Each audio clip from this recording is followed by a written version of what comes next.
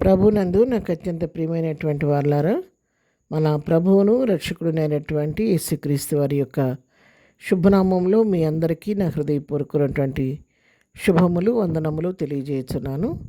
ఉదయకాల సమయంలో దేవుని వాక్యాన్ని ధ్యానం చేసుకుందాము.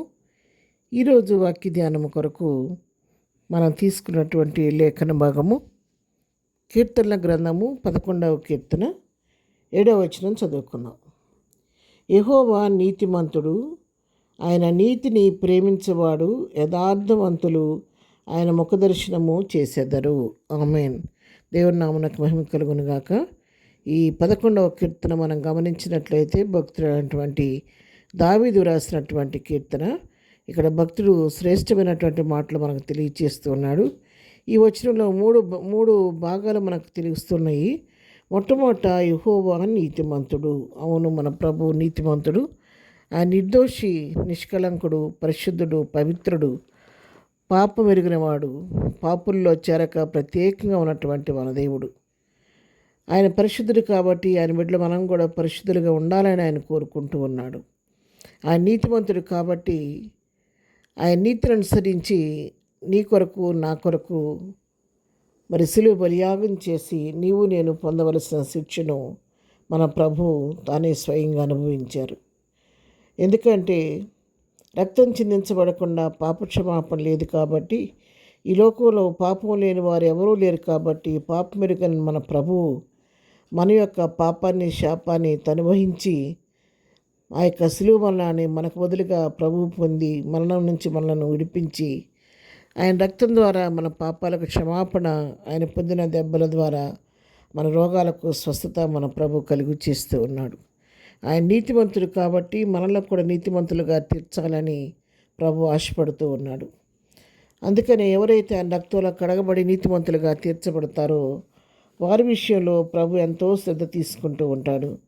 వారు మొరపెట్టుచుండగా నిత్యం ఆయన వారి మొరలు ఆయన ఆలకిస్తూ ఉంటాడు. 34వ కీర్తన 17వ వచనం మనం చదువుకుంటే, నీతిమంతుడు మొరపెట్టగా యెహోవా ఆలకించును, వారి శ్రమలన్నింటిలో నుండి వారిని విడిపించును. మరి నీతిమంతుడు ఏంటంటే తన బిడ్డలు మొరపెడుతున్నప్పుడు ఆయన వారి మొరలు ఆలకించి వారికి ఎదురవుతున్నటువంటి శ్రమలన్నింటిలో నుంచి దేవుడు వారిని విడిపిస్తూ ఉంటాడు.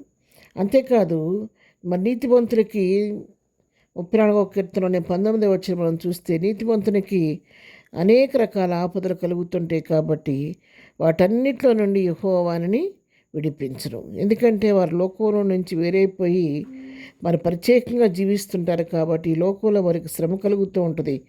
అనేక రకాలైన ఆపదలు వారికి కలుగుతూ ఉన్నప్పుడు దేవుడు వారితో కూడా ఉండి వారి ఆపదలన్నింటిలో నుండి వారిని తోడుగా ఉండి వారిని తప్పిస్తూ ఉంటాడు. అంతేకాదు, నీతిమంతుల యొక్క గుడారములు ఆయన వర్ధిల్ల చేసే దేవుడు.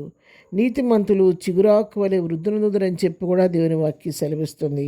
మన వృద్ధి పొందించే దేవుడు. నీతిమంతుని ఇంట రక్షణ గుర్చిన ఉత్సాహ సునాదం వినబడనని చెప్పి దేవుని వాక్యం సెలవిస్తుంది. అవును ప్రియారా, నీతిమంతుని ఇంట రక్షణ గురించి ఉత్సాహ సునాదం ఇచ్చి వినబడుతూ ఉంటుంది. కాబట్టి నీతిమంతులను ఆయన ప్రేమిస్తూ ఉంటాడు. వారి విషయంలో ఎంతో శ్రద్ధ కలిగి వారి విషయంలో వారికి మేలు చేయడానికి ఆయన సంసిద్ధుడుగా ఉంటారు. ఎవరైతే నీతిని అనుసరించి దుర్నీతిని ద్వేషించి ప్రభుకిష్టులుగా జీవిస్తూ ఉంటారో వారి యొక్క నీతిని బట్టి వారికి ఆయన ప్రతిఫలం ఇచ్చే దేవుడై ఉన్నాడు. ఆయన నీతిమంతుడు ఉన్నాడు కాబట్టి మనం ఆ నీతిమంతులను కోరుకుంటాడు. నీతిమంతులను ఆయన ప్రేమిస్తూ ఉంటాడు.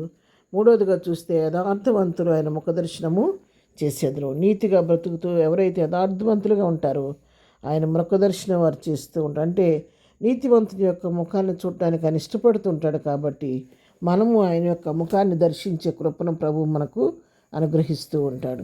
మరి కీర్తన గ్రంథం 64వ కీర్తన 10వ వచనం కూడా చదువుకుంటే, నీతిమంతులు యెహోవాను బట్టి సంతోషించుచు ఆయన శరణు జొచ్చెదరు, యథార్థ హృదయులందరూ అతిశయిల్లుదురు. నీతిమంతులైన వారంట యెహోవాను బట్టి అతిశయిస్తూ వాళ్ళు సంతోషిస్తూ ఆయన శరణు చూస్తూ ఉంటారంట. యథార్థ హృదయులందరూ అతిశయపడుతూ ఉంటారంట. కాబట్టి ఎవరైతే నీతిని అనుసరించి జీవిస్తూ ప్రభుని పోలి జీవించి యథార్థంగా ఉంటారో వారు ధైర్యంతో ప్రభువుని ఎదుర్కోవడానికి, ప్రభుతో సహవాసం చేయడానికి ఇష్టపడుతుంటారు. కాబట్టి మనము కూడా మన జీవితంలో మన ప్రభువు నీతిమంతుడు కాబట్టి నీతిని అనుసరించి జీవిస్తూ ఆయన ముఖదర్శనం చేస్తూ ప్రభు కృపలో బలపడి ముందుకు సాగిపోదాం. ప్రార్థన. ప్రేమ కలిగిన తండ్రి, పరిశుద్ధుడా, నీ పాదము కొందనాలు. ఉదయకాలం మాకు ఇచ్చిన లేఖన భాగాన్ని బట్టి నీ కొందనాలు. ఈ దినం మేము చేయి పని పాటలో రాకపోకలు క్షమంద ఇచ్చేయండి. ఈ దినం బర్త్డే మ్యారేజ్ చేసుకుంటారని దీవించి ఆశీర్దించండి. బలహీనలు బలపరచండి. కురిగిన వారిని లేవనెత్తండి.